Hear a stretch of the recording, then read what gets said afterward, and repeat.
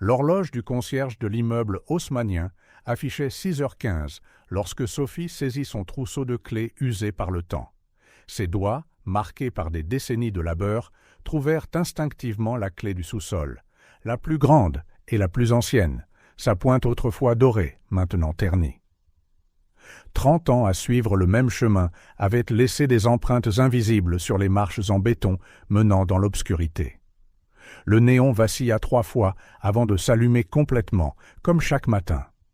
Sophie ajusta le tablier bleu clair sur son uniforme gris, ses mouvements lents trahissant la fatigue d'une nuit agitée. Le chariot de nettoyage attendait dans son coin habituel, ses roues grinçant doucement lorsqu'elle le tira vers le couloir. Quelque chose semblait différent ce matin-là. L'air portait un silence étrange, presque tangible. Sophie s'arrêta, ses mains ridées tenant toujours le chariot. Des années de routine avaient aiguisé sa conscience du moindre changement dans ce bâtiment qu'elle connaissait aussi bien que sa propre maison. Un son à peine perceptible, venu de derrière la pile de cartons à l'extrémité du sous-sol, déchira le silence. Cela aurait pu être un autre rat, elle en avait vu beaucoup ici, mais il y avait quelque chose d'inhabituel dans ce bruit, quelque chose qui lui serra le cœur d'une manière qu'elle n'avait pas ressentie depuis longtemps. Laissant le chariot derrière elle, Sophie marcha doucement vers les cartons. L'odeur de moisi se mêlait à l'arôme du sandwich au beurre de cacahuète et à la confiture qu'elle avait apportée pour sa pause, soigneusement emballée dans du papier aluminium, le même genre de sandwich que sa mère lui préparait autrefois, quand il y avait encore de la nourriture à la maison. Un sanglot étouffé, si bas qu'il passa presque inaperçu. Sophie se figea, ses yeux s'habituant au coin sombre que la lumière du néon ne pouvait atteindre. Là, blottie entre 2 grandes boîtes en carton, elle vit une paire de baskets usées, des baskets bien trop petites pour appartenir à un résident de l'immeuble. « Bonjour ?» Sa voix sortit plus douce qu'elle ne l'avait prévu, portant une inquiétude qu'elle ne pouvait cacher. « Tout va bien là derrière ?» Le silence qui suivit parut lourd, rompu seulement par le bourdonnement de la lumière au-dessus. Sophie fit un autre pas, les mains tendues, comme quelqu'un approchant un oiseau blessé. Un léger mouvement entre les boîtes révéla un petit visage, sali de larmes et de poussière. Ce n'était qu'un enfant, pas plus de 5 ans, devina Sophie, son cœur se contractant davantage. Le garçon portait un manteau bien trop grand pour sa petite silhouette, ses cheveux sombres et en désordre tombant sur des yeux effrayés qui ne pouvaient la quitter du regard. « Tu dois avoir faim, » murmura Sophie, plus pour elle-même que pour l'enfant. Ses doigts trouvèrent le sandwich dans la poche de son tablier. Le papier aluminium scintilla sous la lumière tandis qu'elle le déballait soigneusement, le parfum du beurre de cacahuète remplissant l'espace entre eux. Le regard du garçon suivit ses mouvements, fixé sur le sandwich. Sophie reconnut ce regard. C'était le même qu'elle voyait dans le miroir pendant sa propre enfance, les jours où les placards de la cuisine étaient vides. Se déplaçant délibérément, elle coupa le sandwich en 2. « Voudrais-tu partager mon encas ?» offrit-elle, gardant sa voix calme alors qu'elle s'accroupissait, ignorant la protestation de ses genoux. « Ce n'est pas grand-chose, mais c'est frais. J'ai acheté le pain ce matin. » Pendant un instant, rien ne se passa. Le garçon resta complètement immobile, comme une petite statue effrayée. Puis, très lentement, une petite main crasseuse sortit de l'ombre, planant dans les airs avant d'accepter la moitié de sandwich offerte. Sophie regarda en silence alors qu'il prenait sa première bouchée, timide et prudente. La deuxième bouchée fut plus grande, plus urgente. Des larmes commencèrent à se former au coin de ses yeux, alors qu'elle était témoin de la faim avec laquelle il mangeait, des miettes tombant sur le manteau surdimensionné. « Tu as un joli nom ?» demanda-t-elle doucement après qu'il eut avalé quelques bouchées. Il s'arrêta de mâcher un instant, ses yeux rencontrant les siens pour la première fois. C'étaient des yeux profonds, remplis d'une tristesse qu'aucun enfant ne devrait connaître. Avant qu'il ne puisse répondre, un bruit provenant de la cage d'escalier brisa le moment. Des pas lourds descendant, accompagnés de voix lointaines. L'effet fut immédiat. Le garçon sursauta, serrant le reste du sandwich contre sa poitrine. « Attends !» Sophie essaya de l'atteindre, mais il bougeait déjà, disparaissant comme une ombre entre les piles de boîtes. « S'il te plaît, il ne faut pas avoir peur. » Il était trop tard. Le son de ses pas précipités résonna dans le sous-sol, s'estompant jusqu'à disparaître complètement. Sophie resta là, son propre sandwich oublié dans sa main, alors que les voix et les pas qui avaient effrayé le garçon se révélèrent être ceux du concierge faisant sa ronde matinale. Lentement, elle se redressa, ses genoux protestant à nouveau. Ses yeux scrutèrent l'espace entre les boîtes où l'enfant s'était caché. Il ne restait rien, si ce n'est quelques miettes de pain et une marque sur le sol poussiéreux, la seule preuve qu'il n'était pas le fruit de son imagination. Sophie retourna à son chariot de nettoyage, mais maintenant ses gestes semblaient mécaniques, son esprit ailleurs. Des questions sans réponse martelaient sa tête. D'où venait ce garçon? Pourquoi était-il seul? Pourquoi devait-il se cacher? L'image de ses yeux effrayés persista en elle toute la journée. Quelque chose dans ce regard touchait une partie profonde de sa mémoire. Elle pensa à sa propre mère, Isabelle, et à la façon dont elle disait toujours que partager un morceau de pain pouvait faire la différence entre le désespoir et l'espoir. Alors qu'elle continuait sa routine quotidienne, nettoyant les couloirs, balayant les escaliers, polissant les rampes, Sophie ne pouvait s'arrêter de penser au garçon du sous-sol. Son instinct lui disait que cette rencontre n'avait pas été accidentelle. Elle savait d'une manière ou d'une autre qu'elle le reverrait. Ce qu'elle ne réalisait pas, c'était à quel point ces retrouvailles seraient proches, dans des circonstances qui changeraient sa vie pour toujours. Ce soir-là, après avoir rangé son uniforme dans le petit placard de son appartement, Sophie prépara 2 sandwichs pour le lendemain, un pour son propre déjeuner et un autre pour un petit visiteur qui, elle l'espérait, pourrait avoir besoin d'un autre acte de gentillesse.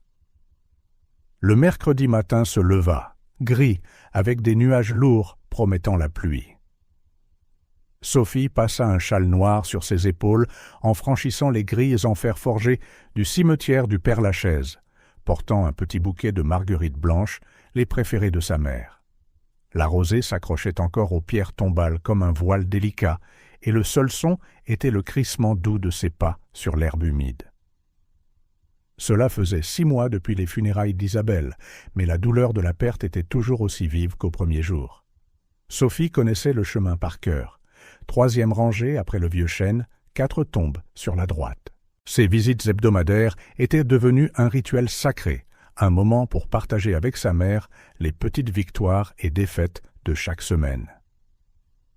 Aujourd'hui, elle avait quelque chose de spécial à raconter. Elle n'avait pas pu cesser de penser au garçon du sous-sol.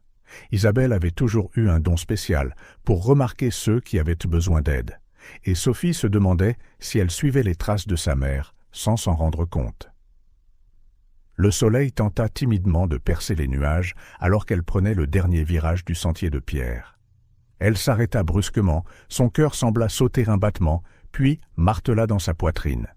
Là, agenouillé devant la tombe de sa mère, se tenait le même garçon du sous-sol, portant toujours ce manteau surdimensionné.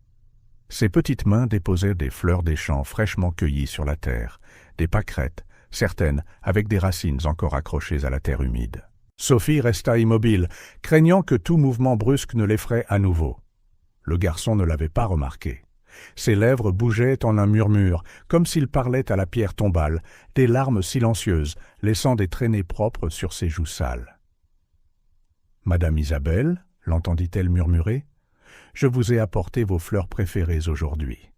Je les ai trouvées au même endroit que vous m'avez montré, près du centre social du quartier. » Le bouquet dans les mains de Sophie trembla. Elle sentit ses propres larmes commencer à couler. Le garçon continua, sa voix enfantine, lourde de chagrin. « Hier, une dame m'a donné un sandwich, exactement comme ceux que vous me prépariez, avec du beurre de cacahuète. » Il renifla, s'essuyant le nez sur la manche de son manteau trop grand. « Vous me manquez. Pourquoi avez-vous dû partir ?» Un sanglot involontaire s'échappa de la gorge de Sophie. Le garçon se retourna rapidement, les yeux écarquillés de peur. Pendant un instant, ils se regardèrent simplement, la femme au châle noir et le garçon couvert de saleté, liés par la perte de la même personne. « Toi ?» Sophie fit un pas hésitant en avant, sa voix tremblante. « Tu connaissais ma mère ?» Cette fois, Le garçon ne s'enfuit pas. Ses yeux, rouges de larmes, s'écarquillèrent encore plus en la reconnaissant.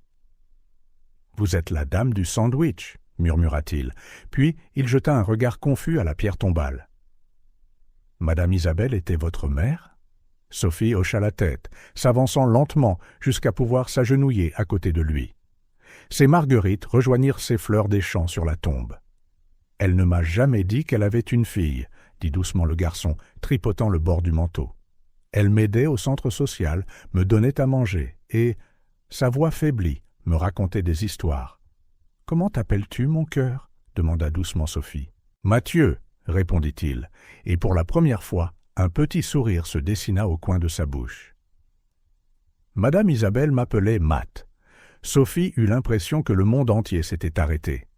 Des souvenirs commencèrent à faire surface.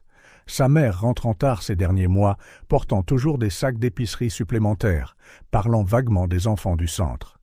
Isabelle avait toujours eu un cœur assez grand pour le monde entier, mais il y avait eu quelque chose de différent dans son comportement avant. « Mathieu » commença-t-elle, choisissant soigneusement ses mots. « Pourquoi es-tu seul ici? Où est ta famille ?» Le petit sourire disparut aussi vite qu'il était apparu. Mathieu enlaça ses genoux, se retirant comme un coquillage dans sa coquille.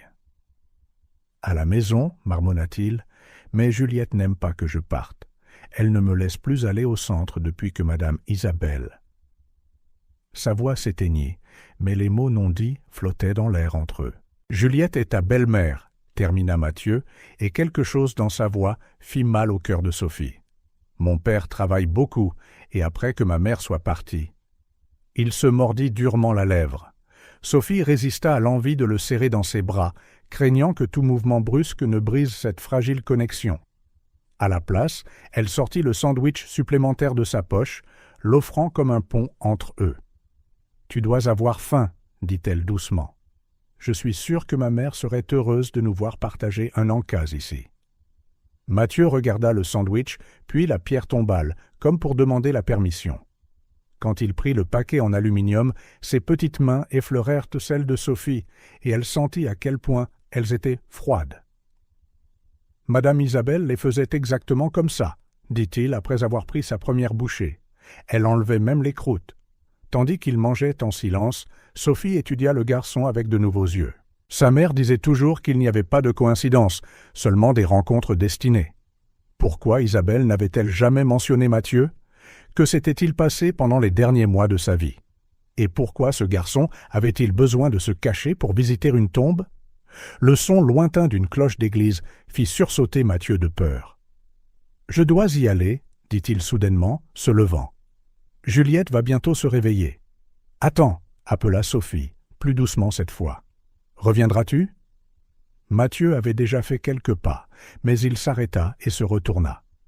Ses yeux rencontrèrent les siens, et pendant un instant, Sophie vit la même étincelle de détermination que sa mère avait autrefois. « Tous les mercredis, » répondit-il.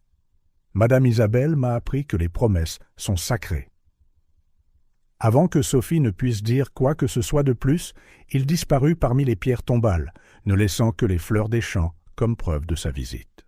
Elle resta près de la tombe de sa mère alors que les premières gouttes de pluie commençaient à tomber. « Qu'essayais-tu de me dire, maman » murmura-t-elle à la pierre tombale. « Quel secret gardais-tu pour protéger ce garçon ?» Le vent bruissa dans les arbres du cimetière, faisant se balancer les marguerites sur la tombe. À cet instant, Sophie fut certaine que sa routine de 30 ans était sur le point de changer radicalement. Sa mère disait toujours que certaines personnes entrent dans nos vies par hasard et y restent par destin. Se relevant, Sophie arrangea doucement les fleurs une dernière fois. Il y avait beaucoup à enquêter, à commencer par le centre social du quartier où sa mère avait fait du bénévolat. Quelque chose lui disait que les réponses qu'elle cherchait et beaucoup d'autres dont elle ne savait pas encore avoir besoin l'attendaient là-bas. La pluie battait contre les fenêtres du petit appartement de Sophie alors qu'elle ouvrait la dernière boîte des affaires de sa mère. Pendant 6 mois, elle n'avait pas eu le courage de trier ses souvenirs. Maintenant, après la rencontre au cimetière, ses mains tremblaient d'une urgence différente alors qu'elle fouillait parmi de vieux papiers et des photographies jaunies. Au fond de la boîte, sous une pile de reçus du centre social, elle trouva un carnet rouge usé. L'élastique qui le maintenait fermé était sur le point de céder.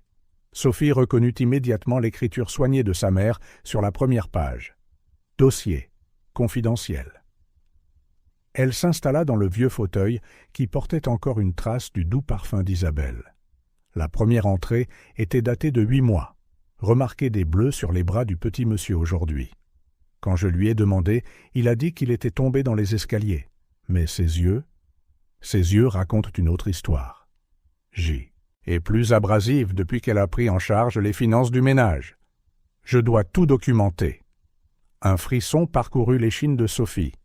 Les pages suivantes révélaient un schéma inquiétant.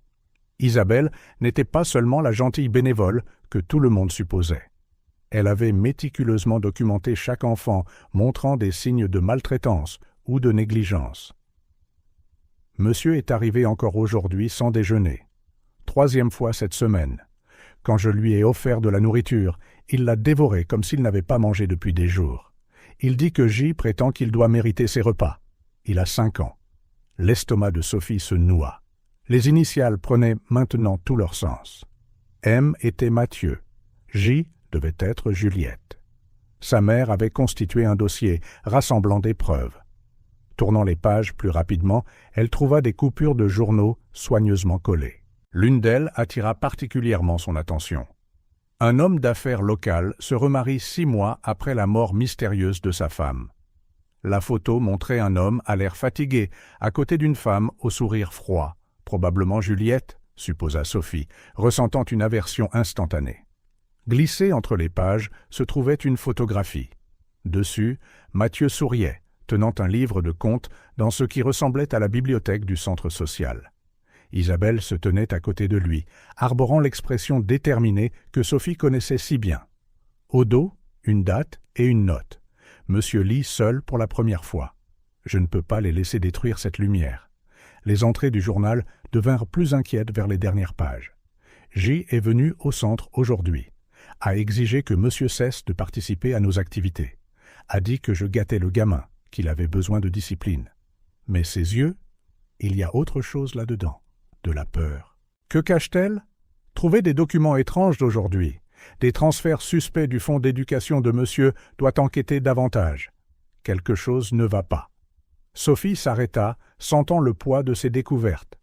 Sa mère, toujours si dévouée aux causes sociales, était tombée sur quelque chose de bien plus sombre. La dernière entrée, datée d'1 semaine seulement avant sa mort soudaine, glaça le sang de Sophie.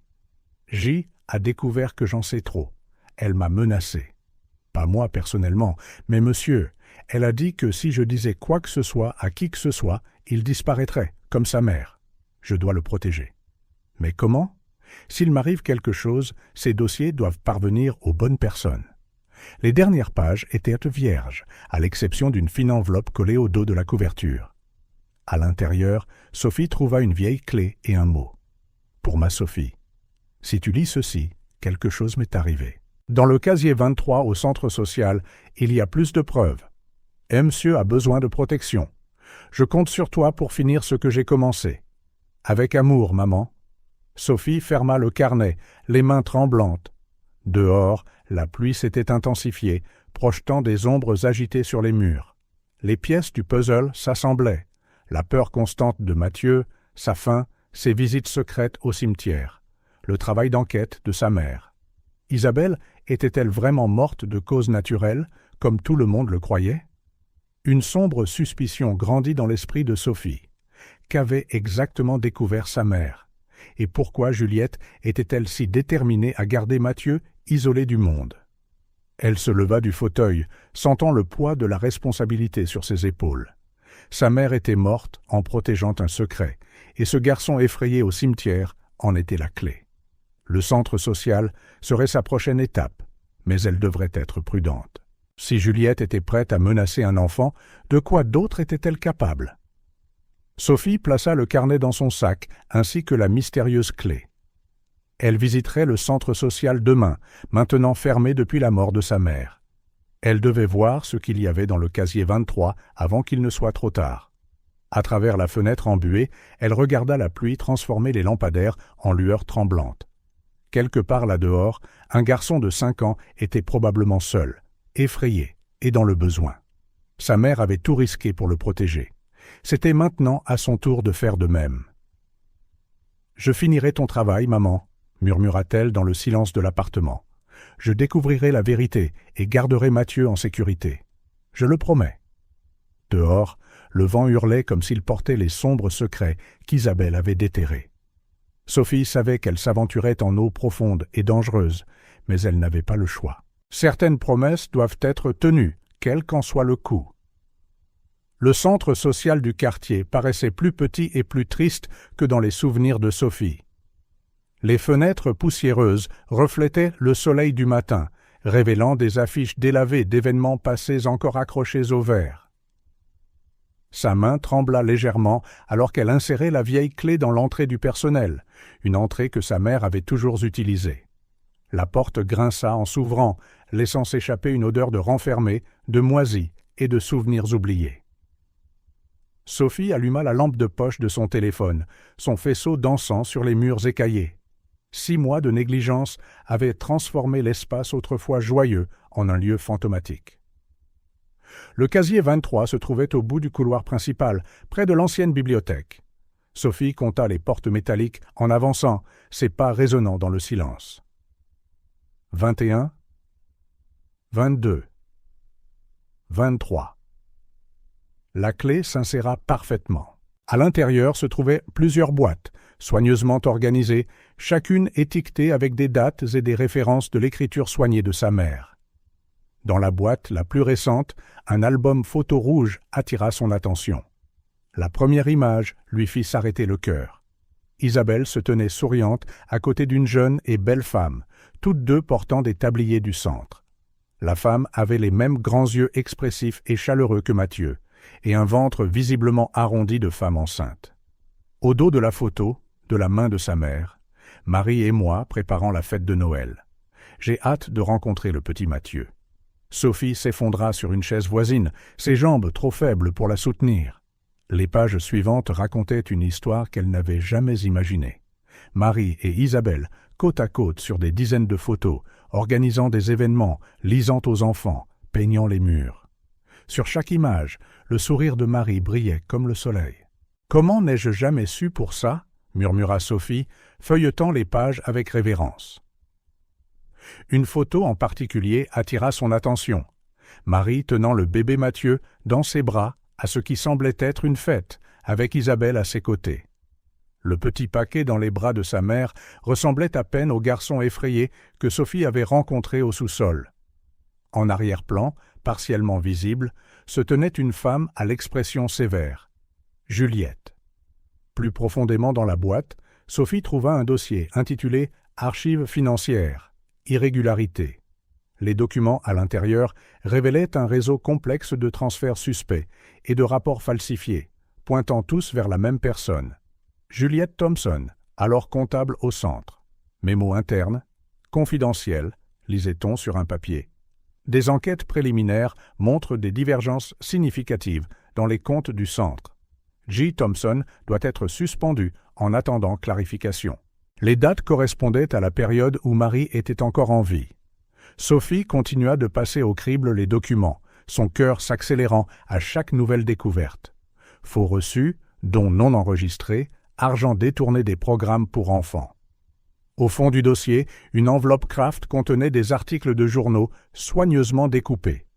Le premier titre fit haleter Sophie. « Un accident domestique coûte la vie à une jeune mère ». La photo montrait Marie, son sourire à jamais figé en noir et blanc.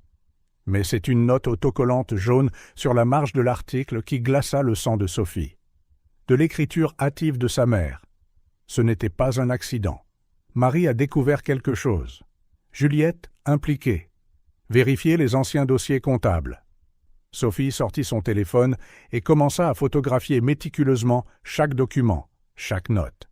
Ses mains tremblaient, mais sa résolution était ferme. C'est alors qu'elle entendit des pas dans le couloir principal. Rapidement, elle remit tout dans le casier, sauf une photo de Marie avec le bébé Mathieu, qui se glissa dans sa poche comme par instinct.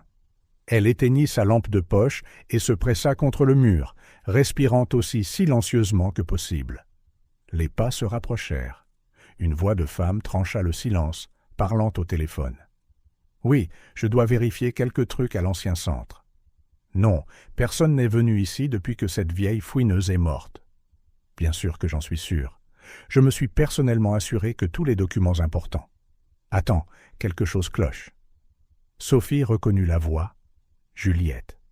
Son cœur battait si fort qu'elle était sûre qu'il devait être audible. La lueur d'une lampe de poche dansa le long du couloir, se rapprochant du casier 23.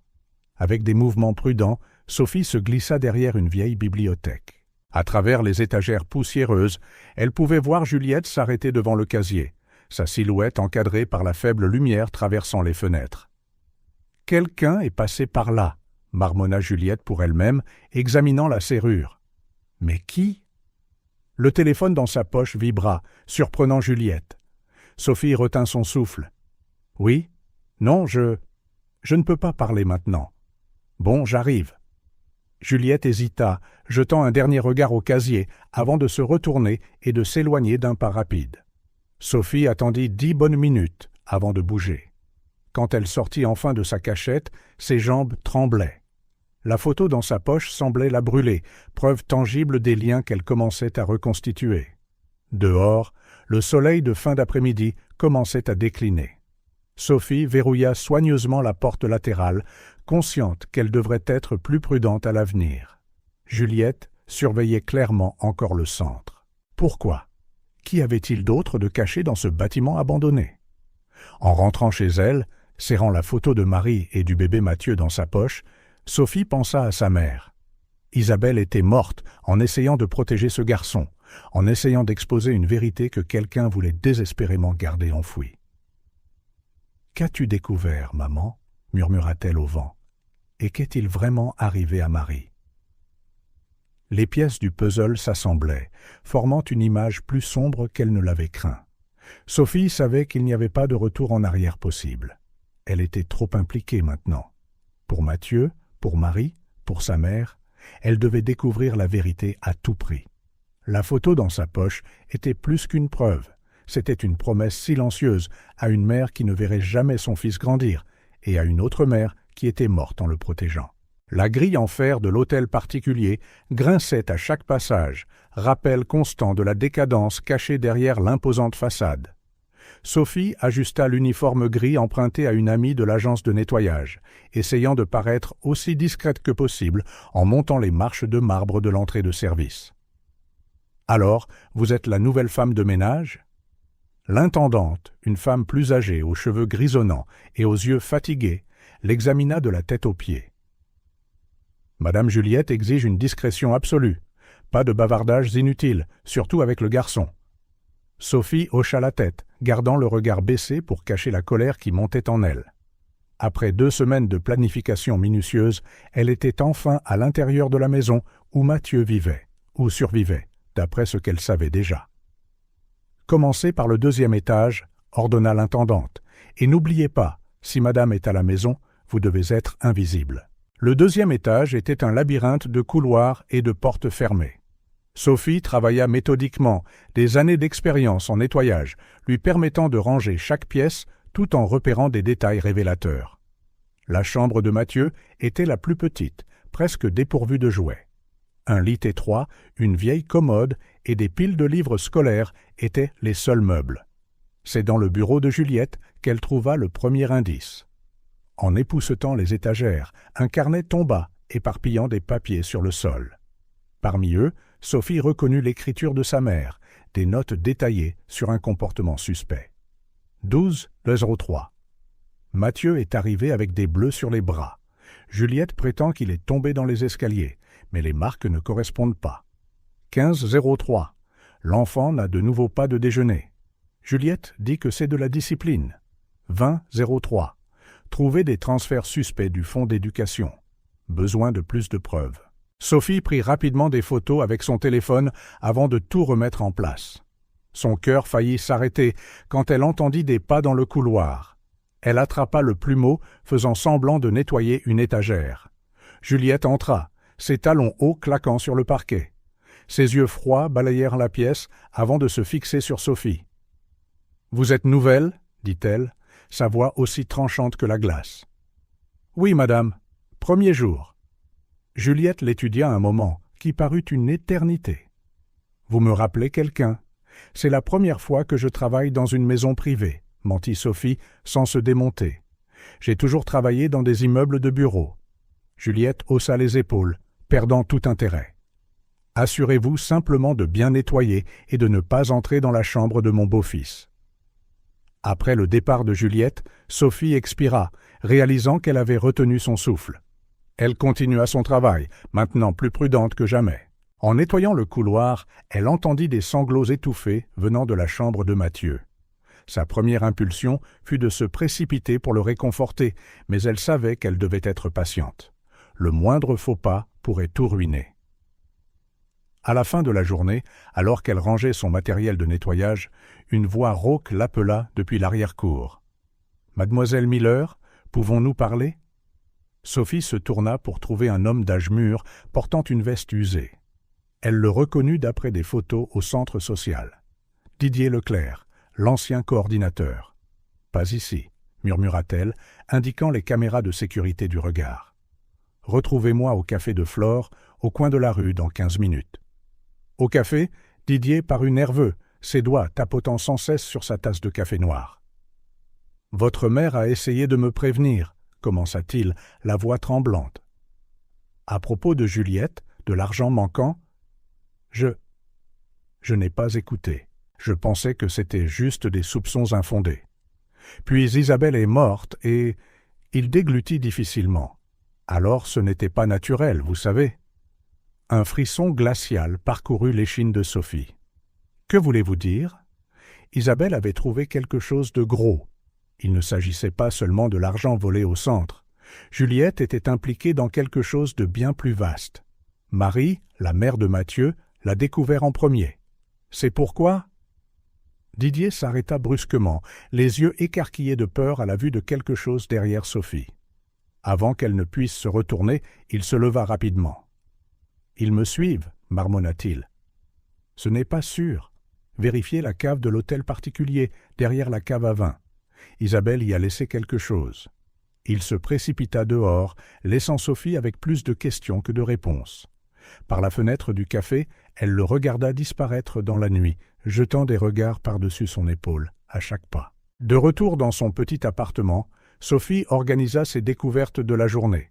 Les notes de sa mère, ses propres observations à l'hôtel particulier, les paroles cryptiques de Didier. Un schéma se dessinait, un schéma de maltraitance, de cupidité et peut-être de meurtre. Son téléphone vibra avec un message de l'agence. Elle avait été officiellement engagée comme femme de ménage permanente à l'hôtel particulier. Sophie jeta un coup d'œil à la photo de sa mère sur sa table de chevet. « Je découvrirai tout, maman, » jura-t-elle doucement.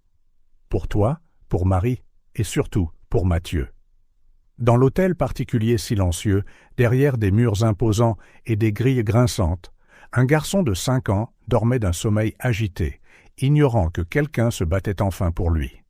Et dans la cave sombre, derrière une cave à vin, des secrets mortels attendaient d'être découverts. Sophie savait que chaque jour passé dans cette demeure serait une danse dangereuse avec la vérité. Un seul faux pas pourrait lui coûter non seulement sa couverture, mais peut-être sa vie. Malgré tout, alors qu'elle préparait son uniforme pour le lendemain, elle sentit une détermination féroce grandir en elle. Certaines batailles doivent être menées dans l'ombre, et celle-ci en serait une. Le sous-sol de l'hôtel particulier était un labyrinthe de couloirs faiblement éclairés et d'étagères poussiéreuses. Sophie attendit après minuit, quand elle fut sûre que tout le monde dormait, pour se glisser en bas avec sa lampe de poche. Le grincement des marches en bois résonna comme un tonnerre dans le silence de la maison. La cave à vin que Didier avait mentionnée se trouvait au fond, une structure massive en chêne foncé couvrant tout le mur. Sophie passa ses doigts sur les bouteilles poussiéreuses, cherchant quelque chose d'inhabituel. Dans le coin inférieur droit, elle le sentit. Une petite saillie métallique. D'un clic doux, un compartiment caché s'ouvrit. À l'intérieur se trouvait un dossier en plastique, scellé avec du ruban adhésif. Son cœur faillit s'arrêter quand elle vit l'écriture de sa mère. « Preuve. À donner à la police si je meurs. » Une porte claqua à l'étage. Sophie se figea, éteignant rapidement sa lampe de poche. Des pas. Quelqu'un était réveillé. Serrant le dossier contre sa poitrine, elle se cacha derrière un vieux râtelier à outils. Les pas se rapprochèrent du haut de l'escalier de la cave, puis s'éloignèrent. Sophie laissa échapper le souffle qu'elle avait retenu et, les mains tremblantes, glissa le dossier dans son sac. Elle devait sortir. De retour dans son appartement, elle étala le contenu du dossier sur la table de sa cuisine. La première page était une lettre de sa mère. « Chère Sophie, si tu lis ceci, cela signifie que mes soupçons étaient fondés. Juliette n'est pas celle qu'elle prétend être. J'ai trouvé des preuves d'un système de détournement de fonds bien plus important que nous ne le pensions. Marie a été la première à le voir, et elle l'a payé de sa vie. Avec amour, maman. » Les pages suivantes révélaient un réseau de corruption méticuleusement documenté. Rapports financiers falsifiés, virements bancaires suspects, documents contrefaits. Juliette avait systématiquement détourné des fonds non seulement du centre social, mais aussi de plusieurs organisations caritatives. Rapport d'audit interne, lisait-on sur un document. Divergences identifiées au cours des 18 derniers mois. Total de plus de 2 millions d'euros détournés. Signé Marie Anderson. La date du rapport était 3 jours avant l'accident de Marie. Sophie trouva également une clé USB cachée au fond du dossier. Les mains tremblantes, elle la brancha sur son ordinateur portable. Des dizaines de fichiers apparurent, dont une vidéo. Marie s'était filmée dans le bureau du centre social. « Si quelque chose m'arrive, je veux que tout le monde sache que Juliette Thompson est derrière le vol systématique des fonds destinés aux enfants défavorisés. J'ai trouvé la preuve qu'elle... » La vidéo se coupa brusquement. 3 jours plus tard, Marie était morte. Parmi les fichiers, Sophie trouva les faux rapports que Juliette avait utilisés pour fermer le centre social. Allégations de mauvaise gestion, problèmes structurels inexistants, déficits financiers fabriqués. Tout était méticuleusement conçu pour fermer le seul endroit qui pouvait exposer ses crimes. Un courriel particulièrement troublant attira son attention. Un échange entre Juliette et un comptable complice. Monsieur pose trop de questions. I fouine aussi. Nous devons agir vite. Je ne perdrai pas tout à cause de 2 fouineuses. La date était 1 semaine avant la mort de sa mère. Sophie se sentit mal. Les coïncidences étaient impossibles à ignorer. Sa mère et Marie n'étaient pas mortes par hasard. Elles avaient été réduites au silence parce qu'elles en savaient trop. Un bruit à la porte la fit sursauter. Ce n'était que le vent, mais son cœur battait toujours la chamade. Elle devait être plus prudente. Juliette avait déjà montré de quoi elle était capable. Rassemblant les preuves, Sophie commença à faire des copies numériques de tout. Elle devait s'assurer que la vérité survivrait, quoi qu'il lui arrive. Un détail dans les documents attira son attention. Plusieurs références à un compte aux îles Caïmans. L'argent détourné ne finançait pas seulement le style de vie luxueux de Juliette. Une grande partie avait une autre destination inconnue. L'aube se levait lorsque Sophie finit d'examiner tout le matériel. Ces découvertes peignaient un tableau terrifiant. Juliette n'était pas seulement une belle-mère cruelle ou une escroc ordinaire. C'était une criminelle de sang-froid qui n'hésiterait pas à éliminer quiconque se mettrait en travers de son chemin. Mais il y avait encore une pièce qui n'avait pas de sens. Pourquoi Bertrand, le père de Mathieu, n'avait-il jamais rien soupçonné? Sophie retourna au document, cherchant des indices. Un fichier audio se démarqua, secrètement enregistré par sa mère. « Il est drogué la plupart du temps », disait la voix de l'intendante. « Juliette met quelque chose dans son café tous les matins. Elle dit que c'est pour la dépression, mais... » Sophie frissonna. Le complot était encore plus sinistre qu'elle ne l'avait imaginé. Juliette ne se contentait pas de voler le centre. Elle manipulait tout le monde autour d'elle, gardant Bertrand sous contrôle chimique, tout en maltraitant Mathieu et en détournant la fortune familiale. Une notification sur son téléphone la ramena à la réalité. Il était temps d'aller travailler à l'hôtel particulier. Sophie sécurisa les preuves dans un endroit sûr de son appartement. Elle devait continuer à jouer son rôle de femme de ménage discrète tout en planifiant son prochain coup. En se préparant, elle jeta un nouveau regard à la photo de sa mère sur le mur. Isabelle était morte en essayant d'exposer la vérité et de protéger Mathieu. Sophie ne laisserait pas ce sacrifice être vain. Elle ne remarqua pas la voiture sombre garée de l'autre côté de la rue, ni l'homme à l'intérieur qui photographiait chacun de ses mouvements. Juliette avait ses propres yeux sur Sophie et le filet commençait à se resserrer. La pluie battait les fenêtres de l'hôtel particulier cette nuit-là, créant des ombres inquiétantes sur les murs. Sophie finissait son travail dans la bibliothèque quand elle entendit des voix fortes venant du bureau.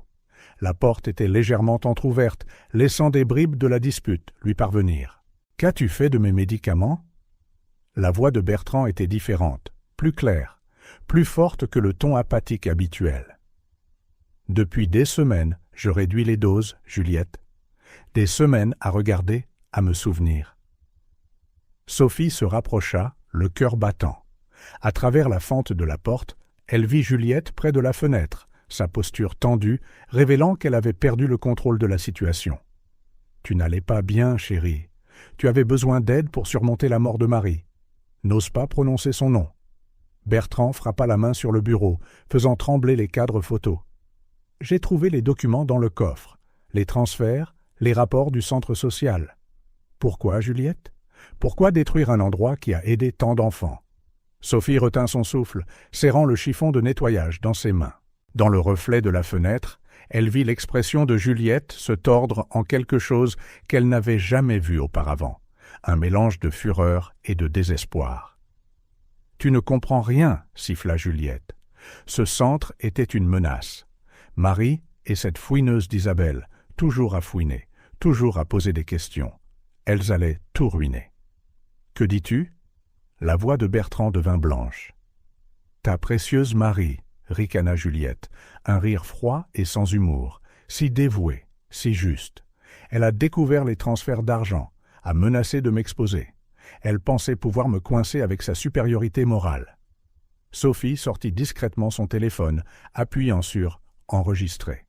Ses mains tremblaient, mais elle le garda stable, pointé vers la fente de la porte. « Qu'as-tu fait » demanda Bertrand, l'horreur s'insinuant dans sa voix. « C'était si facile » continua Juliette, sa voix presque rêveuse. Les freins de sa voiture. Elle n'a rien soupçonné jusqu'à ce qu'il soit trop tard. Et Isabelle ? Elle secoua la tête. Elle aurait dû apprendre de l'exemple de Marie. Mais non, elle a continué à enquêter, menaçant de tout exposer. Tu as tué Marie. Et Isabelle aussi. Bertrand chancela, s'appuyant contre le bureau. Mon Dieu, Mathieu, notre fils. Ton fils, explosa Juliette, toujours ton fils. Sais-tu combien d'argent lui était réservé ? Des millions, dans un fonds que je ne pouvais pas toucher. Marie s'en était assurée dans son testament, et Isabelle, cette vieille fouineuse, a découvert que j'essayais d'accéder au fonds. Des larmes silencieuses coulaient sur le visage de Sophie alors qu'elle continuait d'enregistrer. Chaque mot était un aveu, chaque phrase un aperçu de la cruauté de Juliette. J'ai menacé de faire du mal au garçon si elle ne reculait pas, continua Juliette, l'amertume dégoulinant de sa voix. Ça a marché pendant un moment, mais elle a laissé des preuves, n'est-ce pas ? Avec cette fille à elle, qui est femme de ménage. Le sang de Sophie se glaça. Juliette savait. « Sophie, » murmura Bertrand, la nouvelle femme de ménage. « C'est la fille d'Isabelle. Tu pensais que je ne remarquerais pas ?» Juliette eut un rire creux. Les mêmes yeux, la même démarche. J'ai des gens qui la surveillent à chaque mouvement. Mais ça n'a plus d'importance maintenant. Elle ne peut rien prouver. J'ai déjà tout prouvé, dit Sophie en poussant la porte et en entrant dans le bureau, son téléphone enregistrant toujours. J'ai enregistré chaque mot. C'est fini, Juliette. Le chaos éclata en quelques secondes. Juliette se jeta sur Sophie, mais Bertrand la retint. À ce moment, des policiers firent irruption par la porte principale de l'hôtel particulier. Sophie avait déclenché une alarme silencieuse quelques instants auparavant. « Vous ne comprenez pas » hurla Juliette alors que les officiers lui passaient les menottes. « J'ai tout fait pour l'argent. L'argent que Marie et cette vieille femme voulaient gaspiller dans des œuvres de charité inutiles. Sophie courut à l'étage, trouvant Mathieu recroquevillé dans sa chambre, serrant un ours en peluche usé. Ses yeux étaient grands de peur. « Tout va bien maintenant », murmura-t-elle en le serrant dans ses bras. « Ta maman et ma maman peuvent reposer en paix. Personne ne te fera plus de mal. » Bertrand apparut à la porte, des larmes et de la culpabilité gravées sur son visage. « Mathieu » appela-t-il doucement.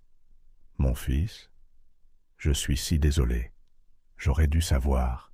J'aurais dû te protéger. » Alors que la police rassemblait des preuves et emmenait Juliette, Sophie resta avec Mathieu et Bertrand. La pluie dehors commençait à se calmer, comme si la nature elle-même reconnaissait que l'obscurité avait enfin été mise en lumière. Le lendemain, les journaux titraient « Une femme d'affaires avoue des meurtres et des détournements de fonds au centre social. Les familles des victimes verraient enfin la justice et le centre social rouvrirait plus fort que jamais. » Libéré de l'influence des drogues, Bertrand commença le douloureux processus de reconnexion avec son fils. Sa première décision claire fut évidente: rouvrir le centre social en tant que fondation à la mémoire de Marie et d'Isabelle. Sophie trouva une lettre de sa mère dans sa boîte aux lettres, laissée à un avocat pour être livrée si la vérité éclatait un jour. « Chère Sophie, si tu lis ceci, cela signifie que tu as réussi à finir ce que j'ai commencé. Protège Mathieu, aide Bertrand à guérir, et n'oublie jamais, l'amour est plus fort que la cupidité, et la vérité trouve toujours son chemin vers la lumière. Avec tout mon amour, maman. » Sophie plia doucement la lettre, l'arrangeant avec la photo de Marie et du bébé Mathieu. Certaines batailles se livrent dans l'ombre, mais la véritable guérison se produit dans la lumière.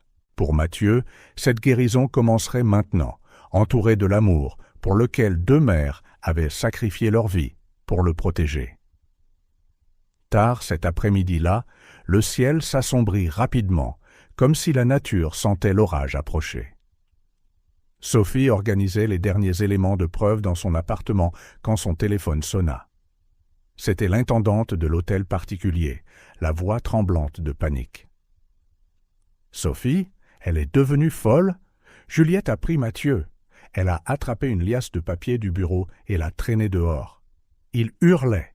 Le tonnerre gronda dans le ciel alors que Sophie se précipitait vers sa voiture. La pluie commençait à tomber, d'abord en gouttes éparses, puis en trombes, qui réduisaient la visibilité à presque rien. Ses mains agrippèrent le volant, tandis qu'elle appelait Bertrand. « Mais j'ai déjà alerté la police, » dit-il, la voix brisée. « Mais Juliette a désactivé le GPS de sa voiture. Nous n'avons aucune idée de l'endroit où... » Sophie freina brusquement, un souvenir soudain traversant son esprit comme un éclair. Une histoire que sa mère lui racontait sur des abris secrets au centre social pour les enfants en situation de danger. « Le sous-sol du centre », murmura-t-elle. Maman disait toujours qu'il y avait des endroits cachés en bas, des endroits auxquels personne ne penserait. « Le centre est fermé depuis des mois, répondit Bertrand, mais Juliette y a travaillé. Elle les connaîtrait. » Sophie prit un virage serré, les pneus dérapant sur la chaussée mouillée. Le centre social était à 10 minutes en temps normal. Avec cette tempête, chaque seconde semblait une éternité. Ses pensées dérivèrent vers Mathieu. Le garçon avait déjà tant enduré, la mort de sa mère, les abus de Juliette. Les mots de sa mère résonnèrent dans son esprit. Certains enfants portent plus de douleur qu'ils ne le devraient. C'est notre travail de leur montrer qu'il y a encore de la bonté dans ce monde. Le vieux bâtiment apparut à travers le rideau de pluie, sa façade autrefois accueillante, maintenant sinistre dans la pénombre orageuse. La voiture de Juliette était garée à l'arrière, partiellement dissimulée par des buissons envahissants. Sophie se gara à distance et éteignit ses phares. La police était en route, mais chaque seconde était précieuse. Elle attrapa la lampe de poche qu'elle portait toujours et envoya sa position à Bertrand. La porte arrière avait été forcée. Sophie entra silencieusement, ses pas étouffés par la tempête qui faisait rage dehors. L'odeur de moisi et d'abandon était plus forte maintenant. L'eau de pluie s'infiltrait par des fuites, formant des flaques sur le sol poussiéreux. Un sanglot lointain résonna dans les couloirs vides. Mathieu. Sophie suivit le son cœur battant comme un tambour. Elle connaissait cet endroit comme sa poche. Combien d'après-midi avait-elle passé ici, à regarder sa mère travailler? Isabelle avait aménagé plusieurs refuges, mais le principal se trouvait au sous-sol, derrière un faux mur dans l'ancienne salle de stockage. Les voix devinrent plus claires alors qu'elle approchait de l'escalier du sous-sol. La voix de Juliette, stridente d'hystérie. « Tais-toi!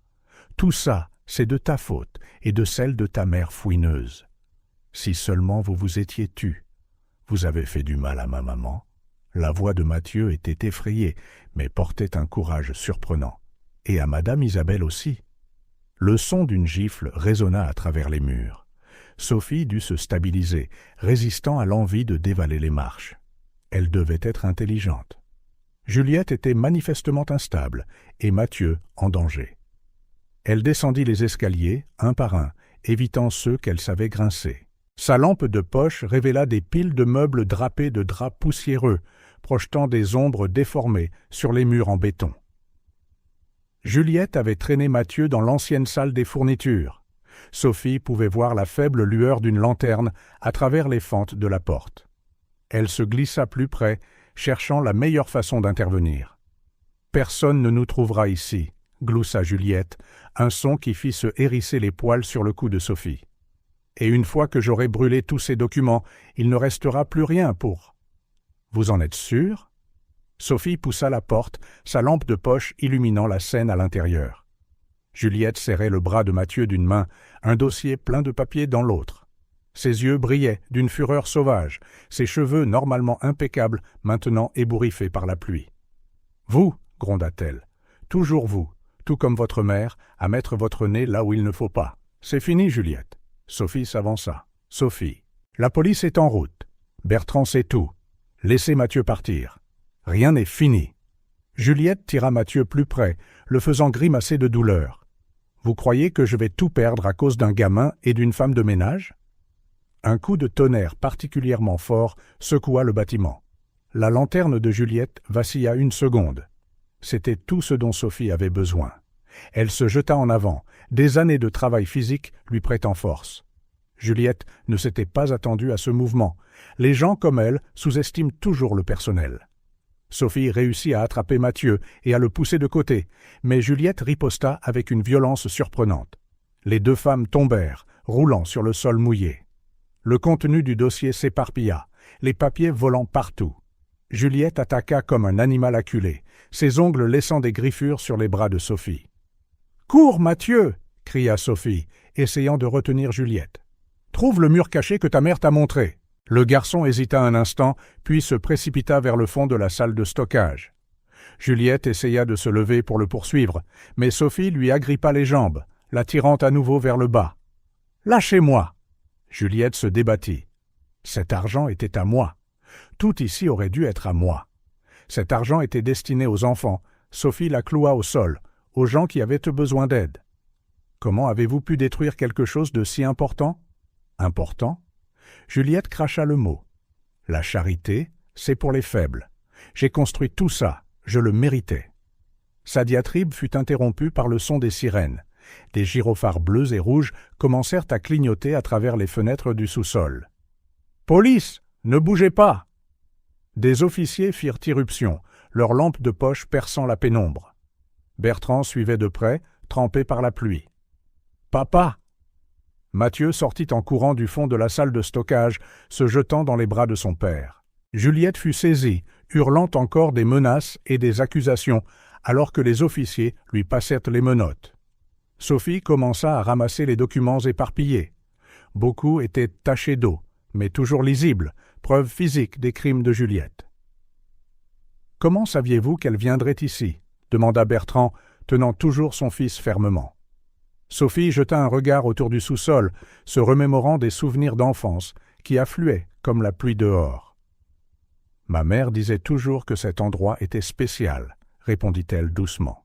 « Pas à cause des meubles ou de l'argent, mais parce que les gens y trouvaient de l'espoir. » Juliette n'a jamais compris ça. Elle ne voyait que des chiffres dans un registre. Alors qu'ils montèrent les escaliers, Mathieu attrapa la main de Sophie. Ses petits doigts étaient froids, mais sa prise était ferme. « Madame Isabelle m'a dit une fois, dit-il doucement, que parfois il faut traverser la tempête pour voir l'arc-en-ciel. Sophie sentit des larmes se mêler à la pluie sur son visage. Dehors, la tempête se calmait et les premiers rayons de soleil perçaient les nuages. Le centre social, bien qu'abandonné et endommagé, conservait son essence, un lieu de protection et d'espoir. Et maintenant, avec Juliette en détention et la vérité exposée, il pourrait renaître, plus fort que jamais. Sophie regarda Mathieu, en sécurité dans les bras de son père, et sut que sa mère avait eu raison. Certaines batailles doivent être menées dans la tempête pour que la lumière puisse enfin briller. Les lampes de poche illuminaient les murs humides du sous-sol, alors que Sophie, Bertrand et les officiers se déplaçaient prudemment. L'odeur de moisi se mêlait à l'odeur persistante de la pluie, s'infiltrant par les fenêtres brisées. Chaque pas résonnait dans le couloir abandonné, magnifié par le vide d'un lieu qui avait autrefois débordé de rire et d'espoir. « Par ici », murmura Sophie, guidant le groupe. Ma mère avait plusieurs cachettes sûres dans tout le bâtiment, des endroits où les enfants en danger pouvaient se réfugier temporairement. Bertrand tenait une photo fanée de Mathieu que Sophie avait trouvée parmi les affaires d'Isabelle. Ses mains tremblaient légèrement alors qu'il fixait le visage souriant de son fils à côté de la femme qui avait essayé de le protéger. « Comment n'ai-je pas vu ça ?» demanda-t-il, la voix lourde de culpabilité. « Tout ce temps… » Un cliquetis métallique résonna depuis l'ancienne salle de stockage, suivi d'un cri étouffé qui glaça tout le monde sur place. La voix de Juliette trancha le silence. « Tais-toi, un mot de plus, et je jure que je… » Là-bas… Sophie pointa du doigt une porte entr'ouverte au bout du couloir. Une faible lumière jaune filtrait par la fente. Le sergent Dubois, à la tête de l'équipe de police, fit signe à ses officiers de se positionner. Sophie connaissait chaque centimètre de cet endroit. Elle avait passé d'innombrables après-midi ici, à regarder sa mère, transformer un simple sous-sol en un refuge d'espoir. « Il y a une deuxième entrée », chuchota-t-elle au sergent par l'ancien garde-manger. « Je peux vous montrer. » Un fracas assourdissant l'interrompit. Juliette devait avoir renversé quelque chose de lourd, et la voix paniquée de Mathieu résonna. « Non, s'il vous plaît, ne brûlez pas ça. Ce sont les histoires de Madame Isabelle. » Sophie n'attendit pas le signal de la police. Poussée par une force qu'elle ne se connaissait pas, elle sprinta vers le garde-manger. Elle se souvint du passage secret que sa mère avait construit, un panneau factice derrière de vieilles étagères. Alors que les officiers se préparaient à entrer par la porte principale, Sophie se glissa silencieusement derrière le panneau caché. La scène qu'elle découvrit lui fit s'arrêter le cœur. Juliette se tenait près d'une vieille cheminée, tenant un carnet familier, le journal d'histoire d'Isabelle pour les enfants du centre. Mathieu était accroupi dans un coin, des larmes silencieuses coulant sur son visage sale. « Rien ne restera », gloussa Juliette, un son hystérique et brisé. « Aucune preuve, aucun souvenir, rien. Ces histoires ne sont pas des preuves, Juliette. » Sophie fit un pas en avant, les faisant se retourner tous les deux. « Elles sont de l'amour. Quelque chose que vous n'avez jamais compris. Sophie ?» Mathieu essaya de courir vers elle, mais Juliette lui attrapa le bras. « Ne bouge pas !» Elle tira le garçon, ou je jure que je… « Vous ferez quoi, Juliette ?» Sophie continua d'avancer lentement. « Blesser un autre enfant ? Détruire plus de vies ? N'êtes-vous pas fatigué de toute cette haine ?» La lanterne vacillante projetait des ombres dansantes sur le visage de Juliette, soulignant le désespoir dans ses yeux. Elle tenait toujours le journal d'Isabelle d'une main, l'autre agrippant le bras de Mathieu assez fort pour laisser des bleus. « Vous ne comprenez pas ?» Juliette secoua la tête frénétiquement. « Je méritais cet argent. J'ai passé des années à gérer cet endroit, à regarder des gens comme votre mère et Marie distribuer des ressources à n'importe qui. À des enfants qui en avaient besoin, la coupa Sophie, comme Mathieu. Comme moi, autrefois. » À ce moment, Mathieu agit. Des années de peur et de soumission firent place à un courage qu'il ne se connaissait pas. D'un geste rapide, il mordit la main de Juliette. Elle hurla, lâchant à la fois le garçon et le journal. Mathieu sprinta dans les bras de Sophie, juste au moment où la police faisait irruption par la porte principale. « Police !» Ne bougez pas !» Juliette regarda autour d'elle comme un animal piégé. Pendant une seconde, il sembla qu'elle pourrait se rendre. Puis, dans un geste désespéré, elle attrapa une bouteille de produit de nettoyage qui avait été laissée là et la projeta contre le mur près de la cheminée. Le liquide inflammable se répandit rapidement, atteignant une étincelle ou un câblage exposé. En quelques secondes, un mur de feu s'éleva entre Juliette et la police. « Si je tombe, » hurla-t-elle à travers les flammes, « j'emporte tout avec moi. » Sophie tira Mathieu derrière une vieille étagère, le protégeant de son corps. Le feu se propageait rapidement à travers le papier et le vieux bois. « Tout le monde dehors !» ordonna le sergent du bois. « Ce bâtiment est trop vieux, il va s'effondrer. » « Non !» Mathieu s'agrippa à Sophie. « Les histoires de Madame Isabelle, on ne peut pas les laisser brûler. » C'est alors que Sophie le vit. Le journal était tombé près d'eux, loin des flammes. D'un mouvement rapide, elle l'attrapa et le tendit à Mathieu. « Le passage secret ?» dit-elle, en le poussant vers le panneau par lequel elle était entrée. « Tu te souviens comment ta mère te l'a montré ?» Mathieu hocha la tête, serrant le journal contre sa poitrine. « Vas-y, je suis juste derrière toi. » À travers la fumée épaississante, Sophie entrevit Juliette, essayant de s'échapper par une fenêtre du sous-sol.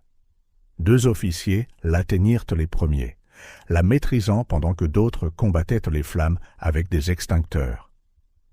Sophie suivit Mathieu à travers le passage caché, toussant à cause de la fumée qui s'infiltrait dans chaque recoin.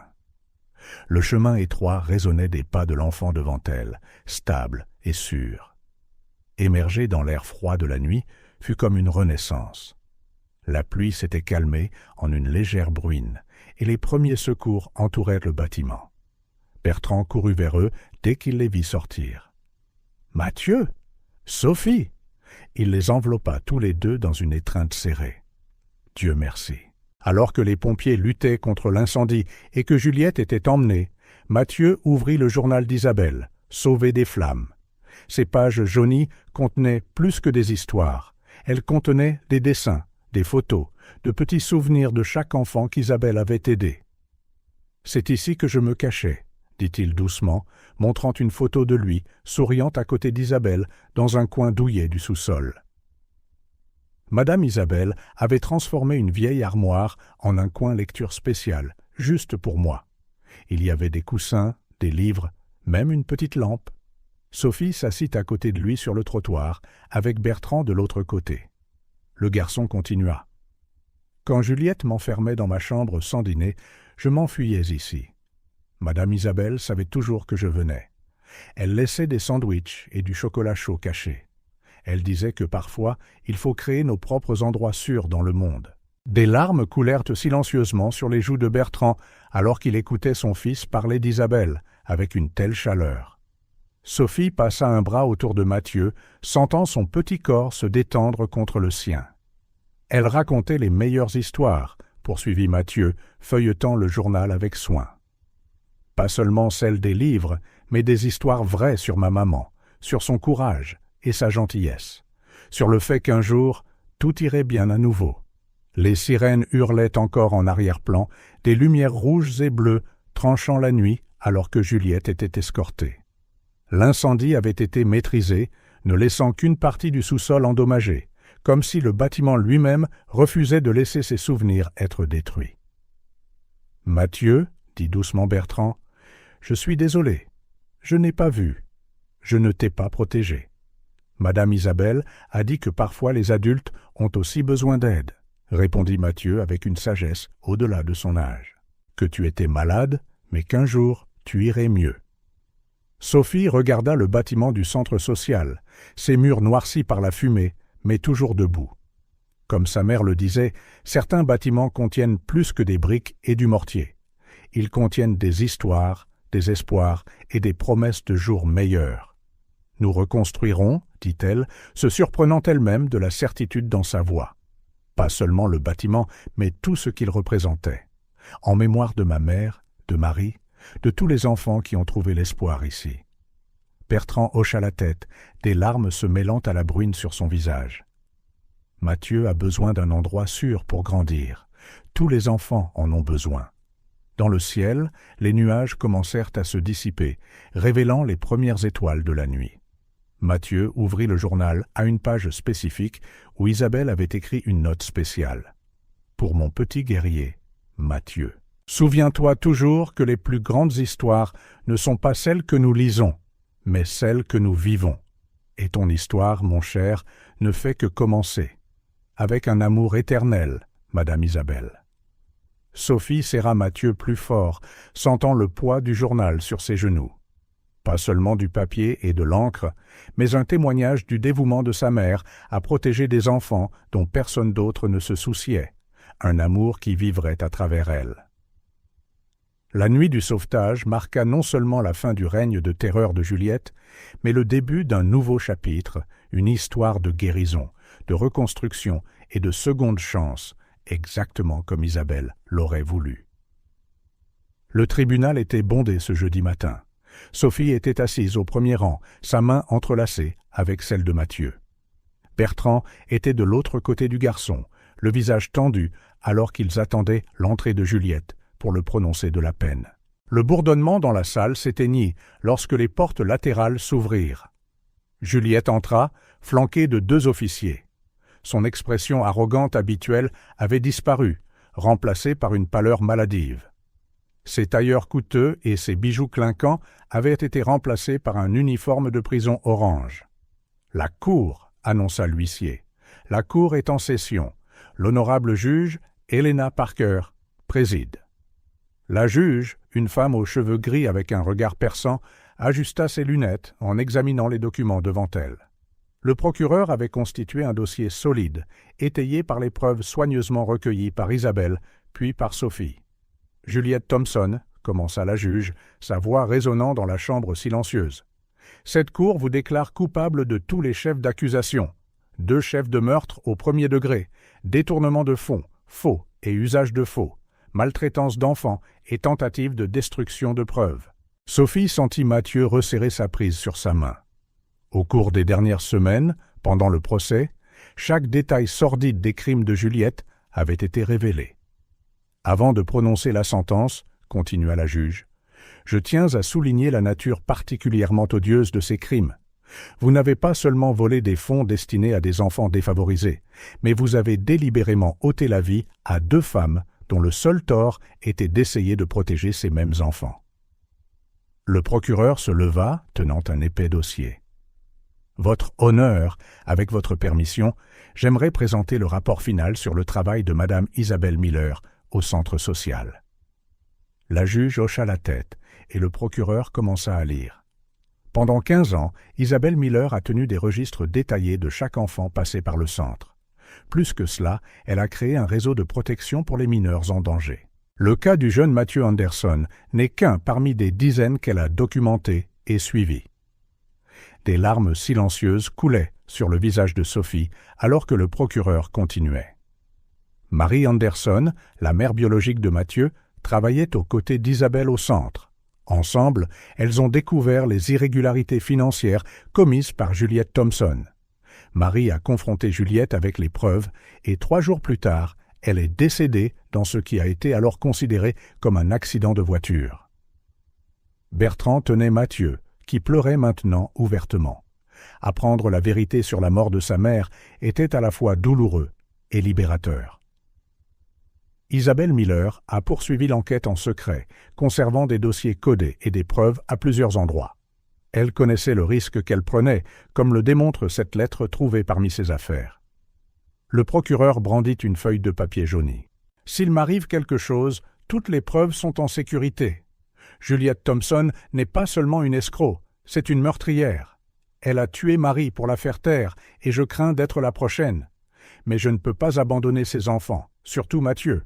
Certaines batailles valent le sacrifice. » On aurait dit que toute la salle d'audience retenait son souffle.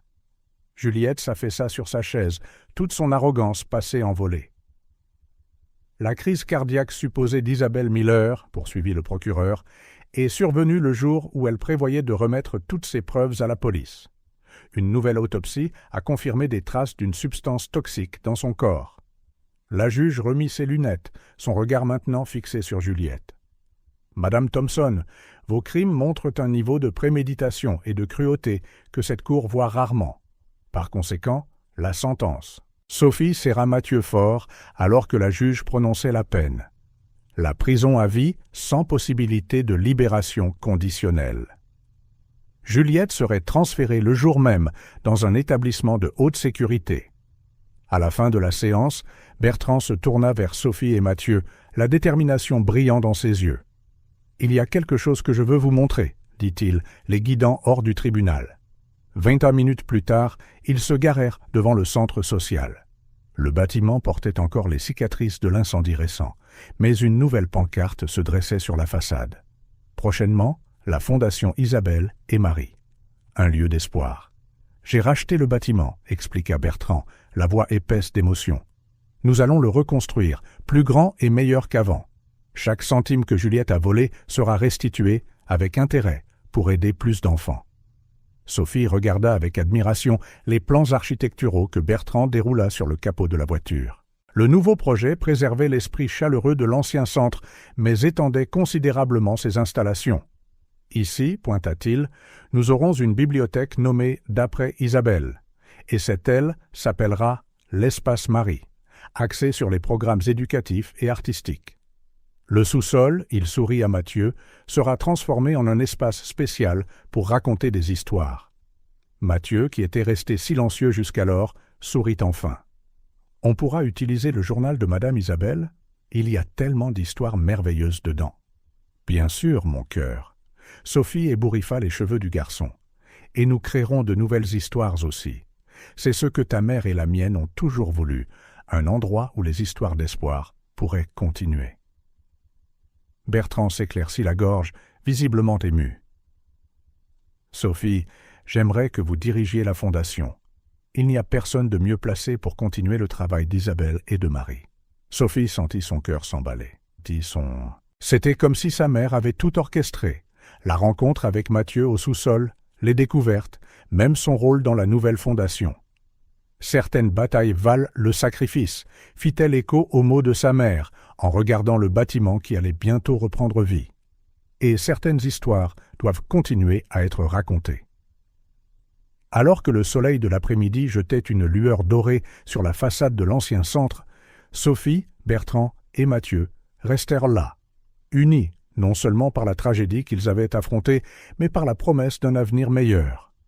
La justice avait été rendue, mais plus important encore, l'héritage d'amour et d'espoir d'Isabelle et de Marie vivrait à travers ceux qui restaient. Le journal d'histoire d'Isabelle, sauvé des flammes cette nuit terrible, tiendrait une place d'honneur dans la nouvelle bibliothèque. Ces pages continueraient d'inspirer des générations d'enfants, rappelant à tous que même dans les nuits les plus sombres, il y a toujours de l'espoir, exactement comme Isabelle et Marie l'auraient souhaité. L'odeur de peinture fraîche se mêlait au parfum des livres neufs lorsque Sophie déverrouilla les portes du centre social rénové. La douce lumière du matin filtrait à travers des vitraux nouvellement installés, créant un kaléidoscope de couleurs sur le parquet poli. « Attention à la peinture !» cria-t-elle en riant alors que Mathieu courait dans le couloir, tenant une pile de dessins. Au cours des dernières semaines, il avait changé de façon spectaculaire. Ses yeux, autrefois craintifs, brillaient maintenant d'une joie contagieuse. « Regarde, Sophie !» appela-t-il, étalant les dessins sur une table dans la nouvelle salle d'activité. « J'en ai fait un pour chaque histoire du journal de Madame Isabelle. » Sophie s'approcha, touchée. Chaque dessin dépeignait un souvenir différent. Isabelle lisant aux enfants, Marie organisant des fêtes de Noël, des moments précieux qui orneraient maintenant les murs du centre renaissant. Celui-ci est mon préféré. Mathieu brandit une image vive et colorée. 3 silhouettes se tenant la main, Marie, Isabelle et Sophie, formaient un cercle autour d'un enfant souriant.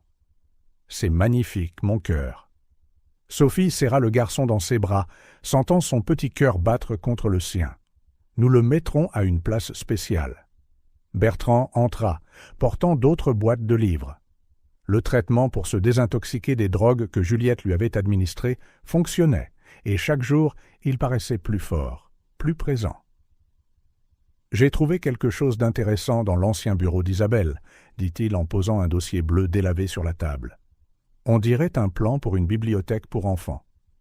Sophie l'ouvrit avec révérence. À l'intérieur se trouvaient des croquis détaillés, des notes et une déclaration rédigée par sa mère. La bibliothèque sera plus qu'un simple lieu de livres. Ce sera un portail vers des mondes infinis. Chaque enfant qui entrera y trouvera non seulement des histoires, mais des possibilités. Un endroit où les rêves peuvent grandir, à l'abri des tempêtes de la vie. Les dessins d'architecture montraient un espace circulaire avec des étagères basses, accessibles aux plus jeunes. Des coins, lecture douillée, remplis de coussins colorés, entouraient un espace central, conçu pour raconter des histoires. C'était son dernier projet, murmura Sophie, ses doigts traçant les lignes de crayon soigné. Elle le planifiait avant. Maintenant, nous allons le réaliser, termina doucement Bertrand, exactement comme elle l'avait imaginé. Les semaines suivantes furent un tourbillon d'activités. L'ancienne salle des archives devint la bibliothèque de rêve d'Isabelle. Sophie supervisa chaque détail, s'assurant que chaque élément reflétait la vision de sa mère. Mathieu était une présence constante, aidant à organiser les livres et à décorer les murs avec ses dessins. D'autres enfants commencèrent à venir, attirés par la magie qui émanait de l'espace renouvelé. Un après-midi, en rangeant la dernière étagère, Sophie découvrit une boîte qu'elle n'avait pas remarquée auparavant. À l'intérieur se trouvaient des dizaines de lettres d'enfants qu'Isabelle avait aidées au fil des ans.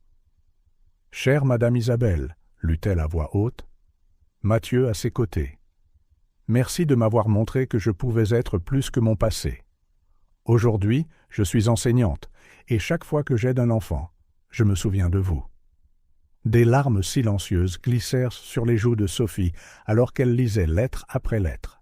Chacune racontait une histoire de transformation, d'espoir renouvelé et de vie touchée par le dévouement de sa mère. « Elle a sauvé tellement de gens, » murmura Mathieu, serrant l'une des lettres. « Comme elle m'a sauvé. » Sophie le serra dans ses bras, sentant le poids précieux de cette responsabilité dont elle avait hérité. Le centre n'était pas seulement un bâtiment, c'était un héritage vivant d'amour, la preuve que la bonté peut éclore même dans les endroits les plus improbables. La veille de la grande inauguration, Sophie trouva Mathieu endormi dans le nouveau coin lecture, le journal d'Isabelle ouvert sur ses genoux. Sur la page exposée se trouvait une note qu'elle n'avait jamais remarquée auparavant. À quiconque trouvera ce journal à l'avenir. Ces histoires sont des graines d'espoir. Plantez-les avec soin, arrosez-les d'amour et regardez-les grandir dans le cœur des enfants qui en ont le plus besoin. Car à la fin, ce sont nos histoires qui nous sauvent, des histoires de courage, de persévérance et d'un amour qui survit à toutes les ombres. Avec un espoir éternel, Isabelle. Le jour de l'inauguration, le centre débordait de vie. Les enfants couraient dans les couloirs, leur rire faisant écho, là où la tristesse régnait autrefois. Dans la bibliothèque, Sophie anima la première séance de contes, Mathieu à ses côtés, pour l'aider à tourner les pages. Bertrand regardait depuis l'embrasure de la porte, des larmes scintillant dans ses yeux. Sous les vitraux colorés, le centre était devenu tout ce dont Isabelle et Marie avaient rêvé. Un phare d'espoir, un havre de paix pour les jeunes cœurs dans le besoin. Dans le hall principal, le dessin de Mathieu tenait une place d'honneur. 3 femmes, main dans la main, autour d'un enfant souriant. En dessous, en lettres d'or, la mission du centre, en mémoire d'Isabelle Miller et de Marie Anderson, là où les histoires guérissent, les rêves grandissent et l'amour ne meurt jamais. Sophie sourit, sentant la présence de sa mère dans chaque petit moment de joie qui remplissait l'espace. Isabelle aurait été fière. Son dernier projet n'était pas seulement une bibliothèque, c'était un témoignage du fait que l'amour, lorsqu'il est semé avec soin, continue de s'épanouir longtemps après notre départ. Le centre social était ressuscité, non pas des cendres de la destruction, mais des graines d'espoir qu'Isabelle et Marie avaient plantées il y a longtemps. Maintenant, sous la garde de Sophie et l'œil attentif de Mathieu, ces graines continueraient de croître, transformant des vies et racontant de nouvelles histoires de rédemption et de renaissance. La bibliothèque était pleine à craquer ce jeudi après-midi. Des enfants de tous âges s'installèrent sur des poufs colorés, les yeux fixés sur le jeune narrateur, assis dans le fauteuil spécial de conteur. Mathieu tenait le journal d'Isabelle comme un trésor précieux, sa voix claire et confiante alors qu'il remplissait la pièce. Madame Isabelle disait toujours que les histoires sont comme des câlins, commença-t-il, tournant doucement les pages jaunies. Elles nous tiennent chaud quand il fait froid, nous font sourire quand nous sommes tristes, et nous rappellent que nous ne sommes jamais vraiment seuls. Sophie regardait depuis l'embrasure de la porte, le cœur gonflé d'émotion. En seulement 3 mois depuis la réouverture du centre, Mathieu s'était épanoui. Le garçon, autrefois terrifié qu'elle avait trouvé au sous-sol, rayonnait maintenant d'une lumière qui lui était propre, surtout quand il parlait d'Isabelle. « Voici l'histoire de Sophie », annonça Mathieu, montrant une photo collée dans le journal. Elle représentait une fille avec des nattes, souriant à côté d'Isabelle. Elle est arrivée ici sans savoir lire et Madame Isabelle a passé des heures à lui apprendre chaque lettre. Aujourd'hui, Sophie est enseignante dans une école primaire. Les enfants écoutaient, captivés. Beaucoup avaient des parcours similaires, venant de milieux difficiles, portant plus de douleur qu'aucun enfant ne le devrait. Mais ici, dans l'espace sûr qu'Isabelle avait imaginé, ils commençaient à découvrir leur propre voix. Sophie. La voix excitée de Bertrand la tira de ses pensées. Il portait une boîte poussiéreuse trouvée lors de la phase finale des rénovations. « Tu dois voir ça. » Dans la salle de coordination nouvellement décorée, tapissée de photos d'Isabelle et de Marie, Bertrand posa la boîte sur la table. À l'intérieur se trouvaient des dizaines d'albums photos, méticuleusement étiquetés par année. « Ma mère portait toujours un appareil photo, » dit doucement Sophie en ouvrant le premier album. « Je pensais que c'était juste un passe-temps, mais c'était bien plus que ça. Chaque album racontait une histoire de transformation. Isabelle avait documenté le parcours de chaque enfant en détail. Ce n'étaient pas seulement des photographies, mais des notes, des cartes et de petites étapes de progrès. « Regarde ça !» pointa Bertrand sur une série de photos. « C'est Tommy, tu te souviens de lui ? Il est arrivé ici sans parler à personne après avoir perdu ses parents. Isabelle l'a photographié pendant des mois, capturant chaque sourire timide, chaque nouveau mot. Sophie prit un autre album, celui-ci plus récent. Son cœur faillit s'arrêter en voyant les premières photos de Mathieu, si petit, si effrayé, se cachant derrière Marie. Les photos suivantes montraient sa transformation progressive, jouant avec d'autres enfants, souriant à côté d'Isabelle pendant les séances de lecture, peignant dans l'atelier d'art. C'est comme ça qu'elle maintenait l'espoir en vie, réalisa Sophie, des larmes coulant silencieusement sur ses joues, en enregistrant chaque petite victoire, chaque lueur de lumière. Des rires provenant de la bibliothèque attirèrent son attention. La séance de contes était terminée, et les enfants entouraient maintenant Mathieu, chacun voulant partager sa propre histoire. « Ma mère venait ici », lança une petite fille avec enthousiasme. « Madame Isabelle l'a aidé à trouver un travail. Mon frère a appris à lire ici, ajouta un garçon. Maintenant, il est à l'université. » Mathieu écoutait avec des yeux brillants, comme s'il comprenait enfin qu'il n'était plus seul dans son parcours. Sophie et Bertrand s'approchèrent doucement, ne voulant pas interrompre. « On peut faire notre propre album ?» demanda soudainement Mathieu, regardant Sophie. « Comme celui de Madame Isabelle, pour garder une trace de toutes les nouvelles histoires. » L'idée se répandit comme une traînée de poudre parmi les enfants. Bientôt, ils formèrent le Club des conteurs, avec Mathieu comme président junior. Chaque membre reçut un journal spécial, comme celui d'Isabelle, pour enregistrer ses étapes personnelles et ses transformations. Au cours des semaines suivantes, le centre bourdonna d'excitation pour le projet. Les murs furent ornés d'arbres à histoire, de grandes fresques où chaque feuille contenait un souvenir différent. Les plus grands aidaient les plus jeunes à écrire et à illustrer leurs expériences. Sophie trouva Mathieu un jour arrangeant soigneusement son propre album photo. Sur la première page, il plaça une photo de 3 générations de soignantes. Marie, sa mère biologique, Isabelle, sa protectrice, et Sophie, sa gardienne actuelle. « Tu sais ce qui me manque le plus chez Madame Isabelle ?» demanda-t-il doucement. « C'est qu'elle voyait toujours le bien dans chacun. Même quand j'avais très peur ou que j'étais triste, elle disait que j'étais courageux de continuer à essayer. » Sophie s'assit à côté de lui, l'aidant à organiser les photos. Et elle avait raison, n'est-ce pas? Tu es l'un des garçons les plus courageux que j'ai jamais rencontrés. Mathieu sourit, un sourire qui atteignit enfin ses yeux. C'est pour ça que je veux raconter ces histoires, pour montrer aux autres enfants qu'ils peuvent aussi être courageux. L'impact du travail d'Isabelle ne cessait de croître. D'anciens élèves revenaient au centre en tant que bénévoles, chacun apportant une histoire de triomphe personnelle qui enrichissait la tapisserie d'espoir qu'Isabelle avait tissée au fil des ans. Un après-midi, en triant de nouveaux albums photos, Sophie trouva une lettre que sa mère avait écrite, mais jamais postée. « Chers amis du centre, chaque photo que je prends est une promesse. Une promesse qu'aucune histoire ne sera oubliée, qu'aucune lutte ne sera négligée. Car parfois, tout ce dont un enfant a besoin pour trouver sa force, c'est de voir son propre reflet dans des yeux aimants. Continuez à raconter vos histoires, continuez à croire aux petits miracles quotidiens. C'est ainsi que l'espoir survit, transmis comme une flamme précieuse, éclairant le chemin de ceux qui suivent. Avec un amour éternel, Isabelle. » Sophie glissa la lettre dans le nouvel album du centre, à côté des dernières photos. Mathieu racontant des histoires, des enfants riant dans la bibliothèque, de nouveaux chapitres se déroulant chaque jour. Le centre social était devenu plus qu'un lieu de service. C'était un sanctuaire de mémoire vivante, où le passé et le présent s'entremêlaient dans une danse de guérison et d'espoir. Les histoires d'Isabelle vivaient, non seulement dans les pages de ses journaux, mais dans le sourire des enfants qui remplissaient maintenant les couloirs d'une joie renouvelée.